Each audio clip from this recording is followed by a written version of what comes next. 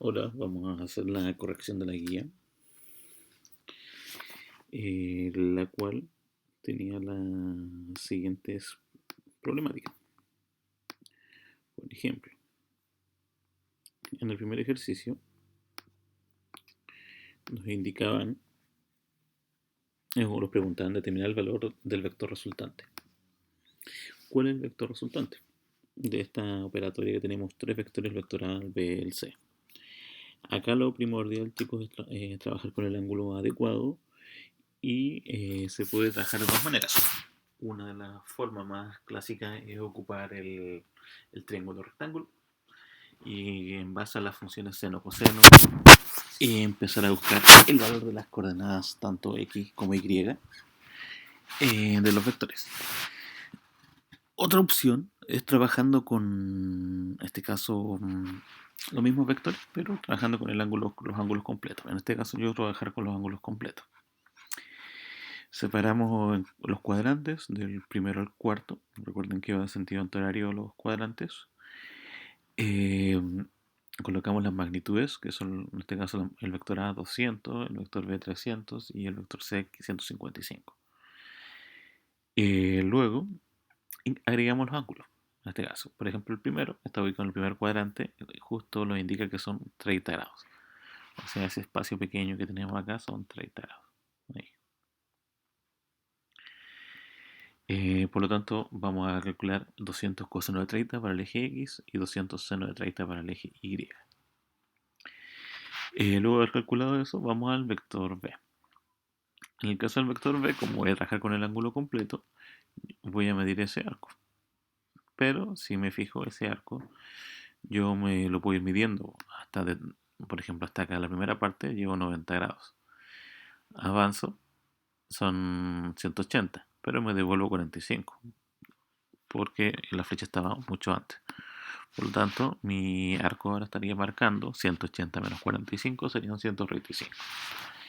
En este caso, como estoy trabajando con el ángulo completo, el coseno siempre va a ser para mi eje X y el seno para mi eje Y. Me indica un valor negativo para el X y me indica un valor positivo para el Y, como se nota ahí en la solución. Luego, lo mismo para el eje X, Y, para el vector C. Vemos el ángulo, tenemos 90 grados, después tenemos 180 hasta acá, más los 55, los da 235 grados. Multiplicamos 155 coseno de 235, me va a dar un resultado negativo para este eje y también negativo para el eje Y. Por lo tanto, ya mi ejercicio está completamente ya correcto. Lo que debo fijarme cuando ocupe mi calculadora es que esté en grados. Estoy trabajando no en radianes. Muchos se confunden en ese aspecto y, y les da los resultados erróneos. Una opción para darme cuenta que esté en grados es que tengo una letra D pequeña arriba.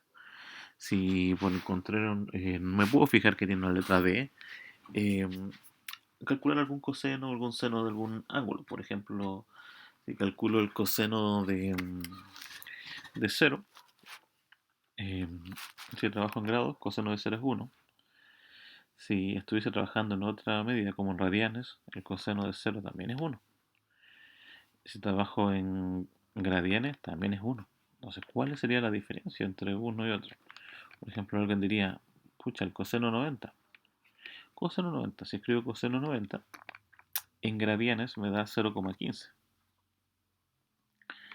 En radianes es menos 0,44 y en grados es 0. Por lo tanto, obviamente cuando una opción es más fácil de ver cómo estoy trabajando en radianes, gradianes o en radianes, o sexagesimal también puede ser, fijarse bien en este caso que tenga la letra D. Si no, probando con el coseno 90. Si el coseno 90 me da 0, obviamente ya está eh, listo en grados. Como quiero sumar el vector R en este caso, sería el vector resultante de A, B, C. Voy a tener dos R, uno para el eje X y uno para el eje Y. Sumamos el eje X, da negativo 127 y el eje Y da 185 positivo. En este caso, ahí tenemos los componentes de ambos las componentes del vector, disculpe, ambas componentes del vector, y vamos a calcular la magnitud. La magnitud del vector sería la raíz cuadrada de la suma de las magnitudes al cuadrado. ¿A qué me refiero? Elegimos la coordenada x al cuadrado más la coordenada y al cuadrado. Recordar que se eleva tanto el número como el signo, por lo tanto los resultados siempre van a ser positivos, nunca me va a dar una resta entre medio, o tampoco me va a dar una resta de números negativos, o una suma de números negativos, no, siempre va a ser positiva la solución para que la raíz cuadrática, en este caso trabajemos los números reales y nos dé un resultado, si no nos va a dar error en la calculadora. Entonces 127 como 82 al cuadrado, 185 como 16 al cuadrado, da 50.622,18, aplicamos raíz cuadrada, eso es 225 aproximadamente. Eso quiere decir que ese vector mide 225 newton, metro, la unidad vectorial que sea. También, para yo ir orientando que mi ejercicio está completamente o está bueno hasta el momento, es que la magnitud tiene que ser más grande o mayor, podríamos decirlo, mayor o igual a los componentes. ¿Ya? Para que normalmente siempre es más grande, para que sea igual, quiere decir que una de la otra componente debe ser cercana a cero, o cero, obviamente. Pero siempre tiene que ser más grande. Hay que recordar que se basa en uno de los principios clásicos de la matemática, que es teorema de Pitágoras, donde las x y la y serían los catetos y la r, en este caso la magnitud, sería la hipotenusa. ¿Ya? Si quiero calcular el ángulo, y si quiero el ángulo completo, en este caso, para calcular el ángulo completo, digo tangente a la menos 1 del eje y partido por el eje x más, en este caso, 180. Si estoy en el primer cuadrante, no sumo 180. No, lo dejo como tangente a la menos 1 y el y partido por x. Si estoy entre el segundo y el tercero, le sumo 180. Y si estoy en el cuarto, le sumo 360. Esas son las opciones que uno tiene que tener en este tipo de ejercicio. Otro problema que teníamos acá de planteamiento en la guía es el siguiente. Un camión viaja a 120 km por hora, luego 12 segundos de su rapidez cambia a 40. Acá todos estos movimientos uno no se los imagina en línea recta, ya, para que lo tengan en cuenta. Entonces, queremos calcular la aceleración del camión y obviamente suponiendo que el camión continúa con aceleración constante, ¿cuántos metros recorrido hasta detenerse? Entonces, en este caso, tenemos la velocidad inicial, que son los 120 kilómetros. Al convertirlo a metros por segundo, lo dividimos por 3,6. Eso nos da 33,33 metros por segundo. El tiempo que ha pasado son 12 segundos. Y por último, el cambio de velocidad, que en este caso 40 kilómetros por hora, lo cambiamos a metros por segundo, es 11,11. Luego de hacer eso, necesitamos determinar cuál es su aceleración. Entonces, su velocidad final menos la inicial partido por el tiempo. Al hacer el resultado, me indicó un resultado de negativo 1,85. ¿Cómo veo que más o menos estoy correcto? Primero que todo, veo que iba a 120, ahora voy a dar el camión para 40, por lo tanto, eh, como la rapidez en este caso disminuyó, su aceleración es negativa.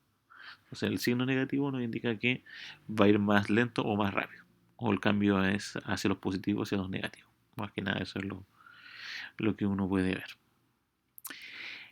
Luego, para determinar cuánto recorrió el camión, en este caso la velocidad inicial se mantiene los 33,33, o sea, los 120 km por hora.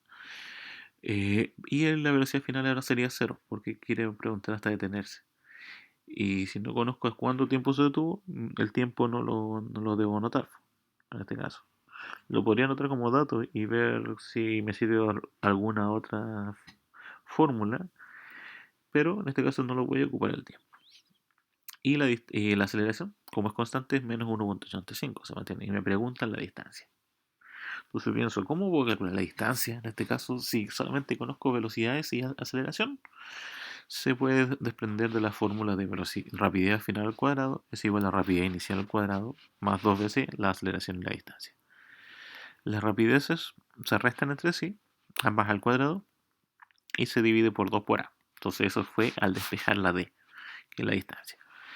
Reemplazamos en cada uno de los elementos, rapidez final menos rapidez inicial, partido por 2A, y nos da un resultado de 300 metros. O sea, ese camión tiene que recorrer 300 metros en una cantidad X de segundos para detenerse recién. O sea, concretamente con esa aceleración. Entonces, el cambio de velocidad depende mucho del tiempo, ¿ya? Entonces, ese cambio me va creando obviamente una aceleración. Si el cambio es positivo, eso quiere decir que el auto va a ir más rápido. Si el cambio es negativo, el automóvil o el camión en este caso va a ir más lento. Eh, Otro ejercicio, el tercero, me voy a explicar un poco la generalidad más que el proceso que se puede ver a simple vista. En este caso, están preguntando la aceleración y tensión del sistema. Se puede preguntar muchas cosas. Ya se podría preguntar con cuánto mide la masa 2, en este caso cuánto mide la masa 1, cuál es el ángulo, cuánto es el efecto de roce, o cuál es el coeficiente de roce. Todas esas cosas se pueden ir consultando porque mientras estén los datos adecuados. Ya, nunca debe faltar un dato específico, ¿ya? Que no me permita calcular la variable. Ya, porque todo va como relacionado, va enmarañado, podríamos decirlo, hay como una telaraña ahí que tengo que eliminar, o en este caso una lana que tengo que desarrollar de tal manera de poder dejarlo todo claro. Entonces, en este caso, lo primero que hay que hacer antes de dibujar la fuerza, tengo que pensar hacia dónde va el movimiento. Eso es el aspecto fundamental. Si yo por X motivo pensase que la tensión, o en este caso la fuerza de roce va hacia otro sector, o sea el movimiento va a otro sector, mis fórmulas cambian. Ya, por eso depende mucho que vaya a la izquierda o vaya a la derecha. Puede ser que no cambie completamente con así, se mantiene la tensión, se mantiene la fuerza de roce, se mantiene la masa, se mantiene la aceleración, pero sí pueden cambiar los signos. Entonces al cambiar los signos, obviamente me va cambiando la respuesta a mi ejercicio. Una acotación que muchos me habían preguntado siempre, porque yo les decía que las fuerzas, o mejor dicho, los resultados siempre tienen que dar positivo, y hay gente que le da negativo. Porque el problema no radica en el signo del ejercicio, el problema radica en el signo de la ecuación que yo planteo. Si, por ejemplo, yo dijera ya tensión menos fuerza de R1, entonces digo menos fuerza de R1, entonces hago los cálculos y por a veces motivo la fuerza de roce me da negativa, me indica un menos 100. Entonces yo diría tensión menos 100. Entonces menos sería más. Lo estaría sumando la tensión. Tensión más fuerza de roce. Entonces no puede ocurrir eso. La idea es que yo el número que ingrese no le cambie el signo a mi ecuación. Entonces la única forma de que no cambie el signo es que sea positivo. Por eso el negativo no me sirve a mi ecuación. Obviamente las fuerzas negativas existen, todas esas cosas, pero eso depende de hacia dónde apunta el eje. En este caso estamos trabajando con fuerzas en magnitudes, y las magnitudes siempre son positivas. Entonces planteamos obviamente hacia dónde va el movimiento. Luego de eso, eh,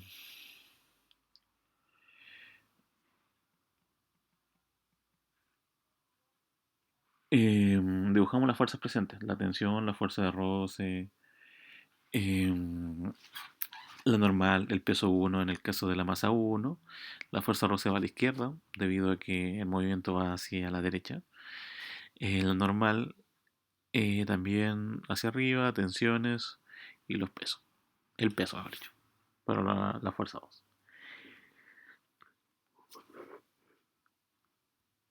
Luego de hacer esto, reorganizamos las fórmulas para el eje X en este caso de la masa 1. Decimos tensión, la fuerza roce 1 es igual a masa 1 por aceleración. ¿Por qué masa 1 por aceleración? Porque yo creo que el movimiento en este caso es horizontal, o sea, se mueve hacia la izquierda o hacia la derecha en este caso, el ejercicio. Hacia la parte vertical no encuentro movimiento, por lo tanto digo que la normal menos el peso tiene que ser igual a cero.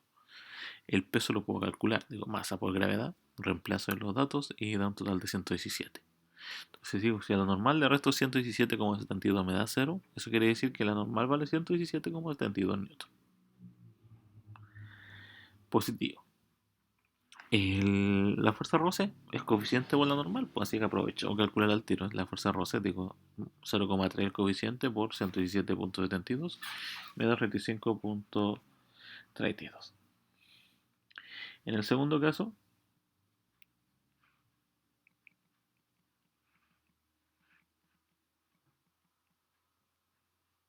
En el segundo caso, tenemos lo siguiente, tenemos la normal que la dibujamos verticalmente hacia arriba, el peso lo dibujamos inclinado y la extensión y la fuerza Rose lo dibujamos al lado izquierdo.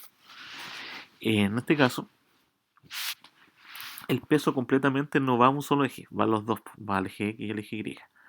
Por lo cual, eh, el peso, vamos a dibujar un triángulo, y en este caso, el ángulo que está debajo del, o mejor dicho, que está pegado al eje Y, va a ser mi ángulo alfa, que me está entregando el ejercicio, que son los 35 grados.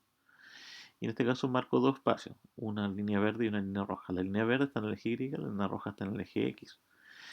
Y en base a la trigonometría clásica yo me digo, lo que está al frente va a ser con la variable seno, y lo que está adyacente sería lo que variable coseno.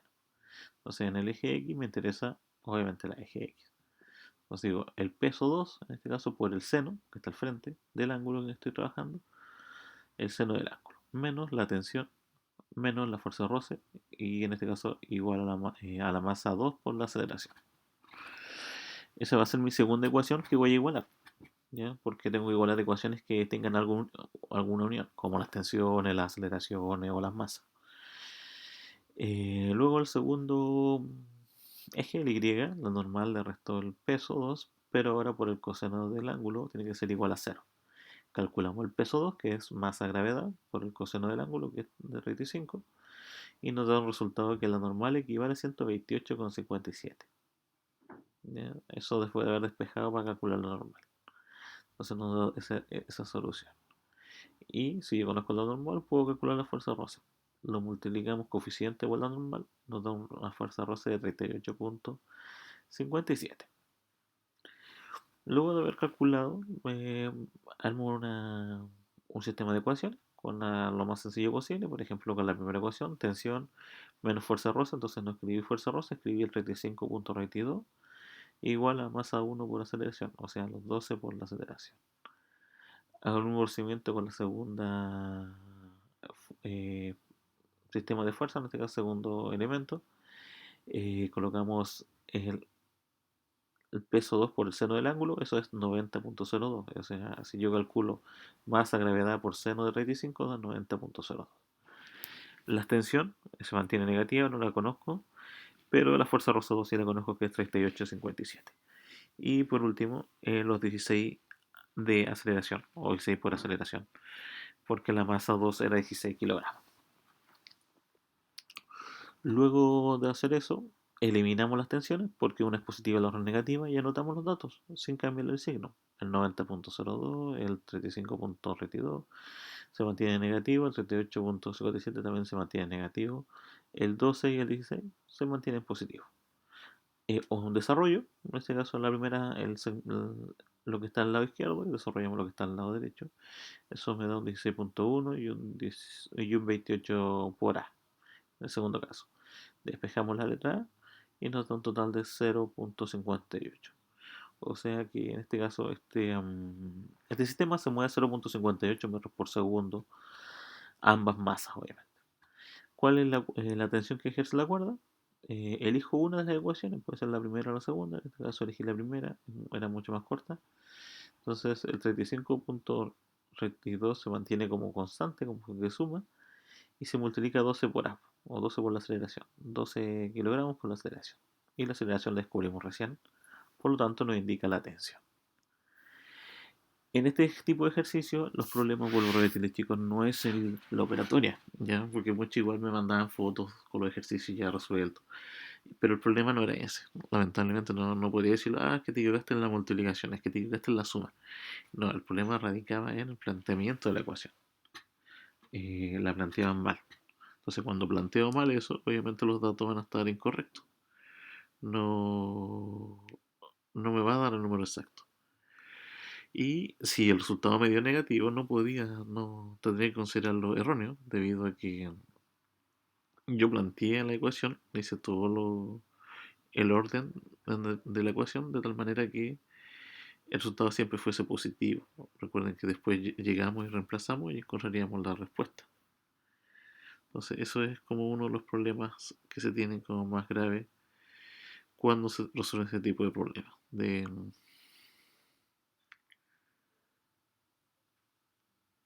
ese tipo de ejercicio.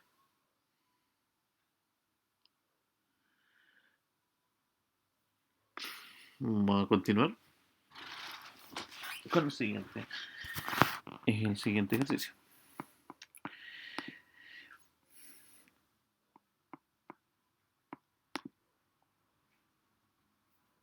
En el caso de la energía, la unidad de energía, lo que debo tener claro acá es cuándo se conserva la energía y cuándo no. La energía en total siempre se va a conservar, pero la energía mecánica se conserva en algunas ocasiones. Se conserva cuando no existe roce. Cuando existe roce, esa energía se da por pérdida y esa energía se llama, eh, puede ser energía calórica o energía térmica, cualquier tipo de energía distinta de las energías cinéticas o las energías potenciales. Entonces, en este caso, mi bloque, el único parte que existe roce, hay entre los puntos B y C que yo los anoté. En este caso, en ese lapso, hay energía que se va perdiendo debido a la fricción que ocurre entre las superficies. Eh, por lo tanto, yo supongo que la energía mecánica que hay en el punto A va a ser la misma energía en el punto B. Después, cuando llegue al resorte en el punto C, esa energía es distinta, es más pequeña, pero se va a conservar ahí en todo el rato. Entonces, eh, se va a mantener. Entonces, por ejemplo, en este caso, en el punto A calculé las ambas energías, la cinética y la potencial. Por ejemplo, en la cinética, masa por la rapidez al cuadrado partido por 2. Y la energía potencial gravitatoria, que es masa, gravedad, altura. Al reemplazar, primero caso, 6 por 8 al cuadrado, partido por 2, o sea, 6 kilogramos por 8 metros por segundo al cuadrado, partido por 2, da 192 joules. En el segundo caso, eh, los 8, disculpe, los 6 kilogramos obviamente por los 981 y por 15. Ahí vamos a corregir acá, porque le colocamos un 8 y no era, el 8 era un 6. Entonces, ahí lo cambiamos y nos va a dar un dato distinto. Entonces anotamos acá el resultado que era un 6. Entonces tenemos 6 metros por 6 kilogramos. Multiplicamos, en este caso 6 por 981 por 15. Nos da un total de 882,9. Entonces vamos a corregir acá el, el ejercicio.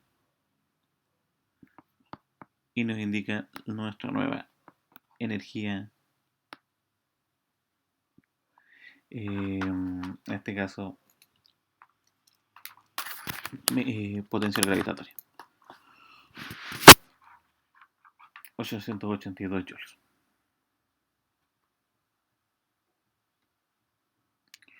Como 9. Al sumarlo con los 192 nos va a dar una energía mecánica de 1074. Aquí vamos a buscarlo, 1074 joules. Esos 1074 se van a repetir en todo el momento que hay entre A y B. Después obviamente va a cambiar con lo que existe en la fuerza de roce. Eso nos da un total de 1074. Luego, el trabajo realizado. El trabajo realizado es la fuerza por el desplazamiento. En este caso, el desplazamiento son los 4 metros. La fuerza corresponde en este caso a la fuerza de roce y la fuerza de roce se calcula como coeficiente por la normal. El coeficiente de roce es 0,3. La normal en este caso es igual al peso porque está en forma horizontal. Por lo tanto, multiplicaríamos 6 por 981 por 4 y eso por 0,3. Eso nos daría un total de 70,63 al multiplicar esos valores. Y ya tendremos 70,63 joules de pérdida. Por lo tanto, nosotros acá vamos a restar acá el elemento. Vamos a cambiar acá estos números, recordando que había un error puntual. Cambiamos acá y nos va a dar la resolución. Entonces, en el primer caso sería una resta de 1074,9 en menos 70,63. Nos va a dar 1004 joules. Entonces, el bloque tenía al principio partió con 1074 joules, pero como la energía se perdió, quedó con 1427. 1427 joules en este elemento. Una cosa importante que debo tener clara es que el concepto de energía mecánica es la suma de la cinética a la potencial. Por lo tanto, puede ser que ese número 1004 en este caso sea 1004 de energía potencial, puede ser 1004 de energía cinética, puede ser una porción de energía cinética y otra porción de energía potencial, de tal manera que me dé los 1004. Entonces, por ejemplo, cuando el bloque, en este caso en el punto C, o la pregunta C también, que justo coincide con el punto C, eh, veo que no existe energía potencial, veo que no existe energía potencial elástica, eh, solamente calculo energía cinética. ¿Por qué alguien diría no existe potencial elástica? Más allá que hay un resorte. Es que el resorte no está comprimido. Entonces, si no hay compresión o no hay cambio de posición, no hay energía potencial. Pero sí, en este caso habría energía cinética. Al reemplazar, colocamos los valores. La energía cinética se convierte completamente en 1004, ya que no hay más energía que sumar. Y de acá vamos a despejar la rapidez. Entonces, sabemos que la energía cinética es masa, rapidez al cuadrado partido por 2. Entonces, hay que multiplicar por 2, hay que dividir por la masa y hay que calcular, disculpen, sacar la raíz cuadrada para poder despejar. Entonces, hacemos el despeje y nos tiene que dar la rapidez con que se mueve este bloque cuando se cae desde o mejor dicho, es lanzado de cierta altura.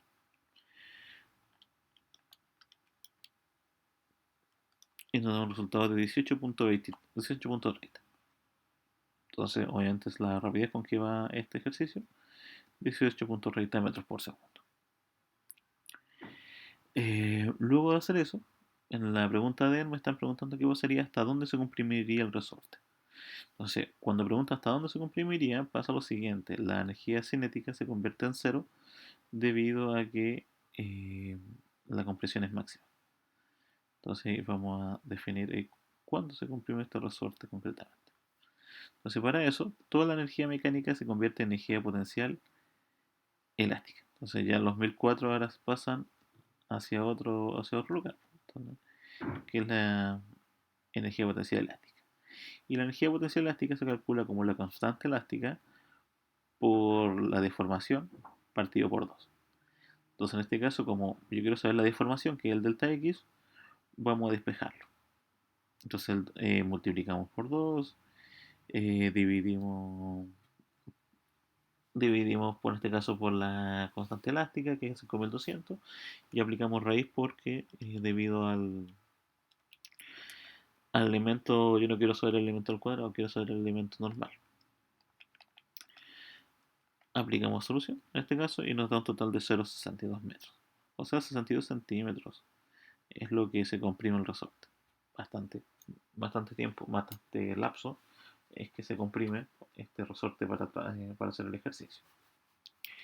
En el caso de la última pregunta, acá tenemos una combinación de casos, de datos. O sea, la energía cinética más la potencial elástica me tienen que dar el total de 1004, debido a que se tiene que conservar la energía mecánica. Entonces lo vamos a anotar. Ese también lo vamos a borrar y lo vamos a editar. Entonces, eso tiene que ser 2004. Pero, ya la energía potencial elástica yo la conozco. Sé que en la energía potencial elástica se calcula como más la constante por la delta X, que es la deformación, al cuadrado, partido por 2. Entonces los 5200 lo multiplicamos por el 0,28 que me indica el ejercicio, la pregunta me está indicando los 28 centímetros, y lo dividimos por 2. Esos son 203 eh, joules que se convierte en energía potencial. Por lo tanto, entre ambas tiene que sumar 1004. Por lo cual, a los 1004 le quitamos los 203. Y nos quedan 800 joules. Y esos 800 joules corresponden a energía cinética. 801,13 lo vamos a notar ya. 801,13 joules. Y al igual que lo hicimos recién en la pregunta C, o en el ejercicio C, despejamos la rapidez, por lo tanto el 801 lo multiplicamos por 2, lo dividimos por la masa, que en este caso son los 6 kilogramos, y aplicamos raíz cuadrada. Y eso nos da una velocidad de 16,34 metros por segundo. Entonces, originalmente, para que se comprimiera el resorte, obviamente completo, tiene que ir a una velocidad de 0. Para que no se comprima nada, tiene que ir con una velocidad de 18. Entonces, a medida que pasa el tiempo, o a medida que la velocidad disminuye, el resorte se va comprimiendo. Entonces, ahí tenemos claro lo que ocurre con este ejercicio de deformación del resorte. Entonces acá, más que el juego matemático de sumar, restar, todas esas cosas, acá lo que debemos tener en cuenta es cuándo la energía se conserva y cuándo no. Eh, Último ejercicio de la guía, tiene que ver con la unidad de dinámica rotacional, que es el concepto de torque. El principal problema que se tenía acá, chicos, es lo siguiente. Una cosa que la gran mayoría olvidó en las evaluaciones es considerar el peso de la viga. Ya, si viene como dato, tengo que considerarlo. Entonces, en este caso dice, determine dónde debe ubicar su soporte para que pueda aguantar o dejar en equilibrio estas tres fuerzas, estos tres pesos. Uno de 400 newton, uno de 600 y otro de 500. Pero la viga mide 12 metros y pesa 800 newton. Eso quiere decir que si yo ubicara las posiciones de estas vigas, ocurriría que la viga A se encuentra a 1,5 metros de un extremo. La viga B se encuentra a 6,5 metros del elemento A. Y el elemento C se encuentra a 4 metros del elemento B. Concretamente, yo podría borrar acá. Esta parte la podría borrar. Ya debido a que si sumo los metros, 1,5 más 6,5 más 4 me da un total de 12 metros. Entonces, obviamente el C se encuentra en un extremo. Entonces lo podríamos achicar un poco más el ejercicio y hasta ahí podríamos determinarlo. Las medidas son completamente referenciales porque están hechos con respecto a una posición. Por ejemplo, esos 6,5 están con respecto a la masa A y la masa B. El 4 metros está entre la masa B y la masa C. Pero ninguno de ellos está con respecto a la misma posición. Entonces, esos eran unos problemas graves que se tenían, junto con de no considerar el peso. Entonces, si no considero el peso, yo diría, pucha, el apoyo, el sistema de equilibrio, soportaría 400, 600 y 500, o sea, soportaría 1500. Pero en verdad tiene que soportar 2300, porque tiene que soportar el peso de la viga. Entonces la fuerza obviamente es mucho más grande. Luego, al momento de momentar para generar el torque, elijo un punto único y un punto específico. En este caso podría haber elegido el A, el B o el C o el centro de la viga o un extremo de la viga. No hay problema. En este caso yo elegí el punto A.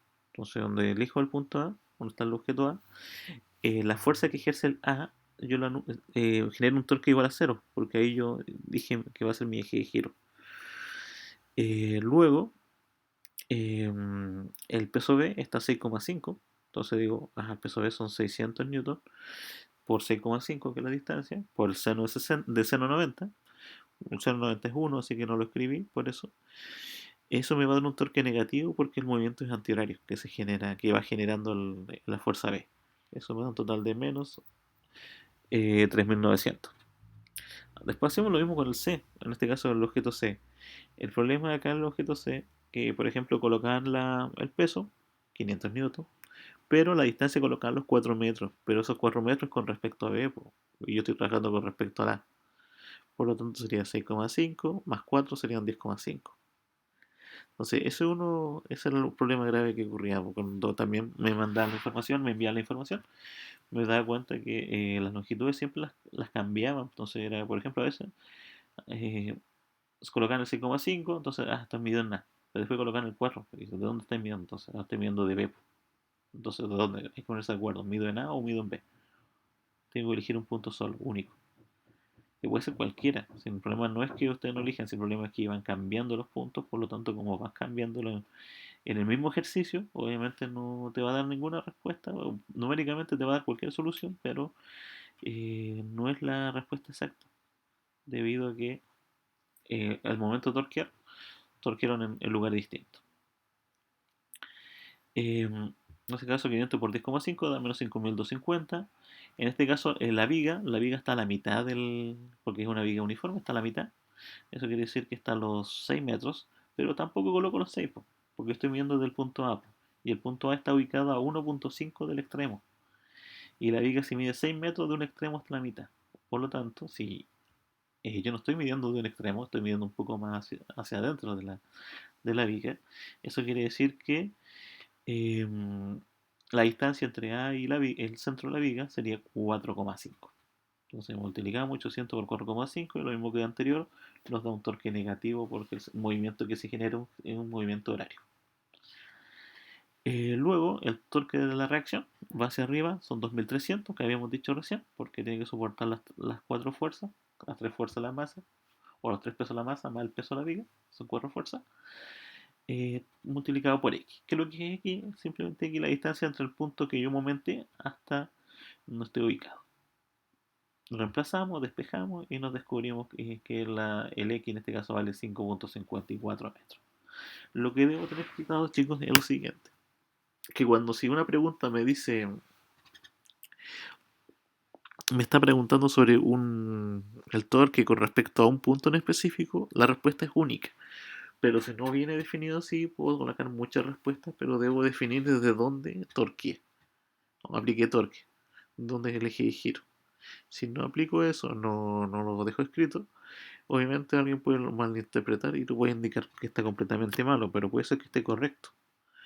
¿A qué me refiero con eso? Por ejemplo, estoy midiendo algo, hay un árbol y quiero medir la distancia que estoy entre. Quiero ver la distancia entre un árbol y una casa. ¿Ya? Entonces mido con la wincha. Entonces alguien puede decir, pucha, yo también quiero medir Hay un poste cercano también, pero del poste y la casa. Entonces, quizás ambos tengan la misma respuesta, tengan las soluciones correctas, pero cada uno midió de posiciones distintas, pero es importante determinarlo. Es como también, por ejemplo, alguien dijera, voy a medir la altura. Entonces alguien decir, ¿dónde mediste la altura? Desde el piso hacia mi cabeza. Entonces medí la altura. Pero alguien podría decir, no, yo voy a medir la altura desde el primer piso hasta la cabeza, hasta mi cabeza. Eso quiere decir que si estuviera en el quinto piso, mi altura sería distinta. O sea, diría, yo mido 15 metros y medio. Puede ser, sí, pero porque yo consideré la altura, obviamente, desde el punto del piso más bajo. A que no, yo lo consideré la altura simplemente de donde empiezan mis pies hasta la cabeza. Entonces ahí tendría otra respuesta. ¿Tendrían la solución ambos? Sí, pero obviamente no sé, son equivalentes, son comparativas porque el hecho de indicaron dónde fueron medidos. Entonces, muchos ejercicios en este caso se hacían por inercia, no por mecánica, y no se hacían por comprensión. Entonces, ¿a qué me refiero con eso? A que muchos creaban el ejercicio, lo volvían a hacer, lo replicaban y luego me decían, profe, lo hice igual, idéntico, pero no se puede hacer idéntico el ejercicio, ¿ya? Porque tengo que comprender cómo va el movimiento primero, cómo van las fuerzas, cómo va las aceleraciones, cómo va el problema que me está explicando y sacar el máximo provecho. Así que, chicos, espero que vuelvan a hacer la guía, vuelvan a ver y ojalá que los resultados sean los mismos para que demuestren obviamente un avance bastante importante y en el examen que les vaya lo mejor posible. Con eso quedamos.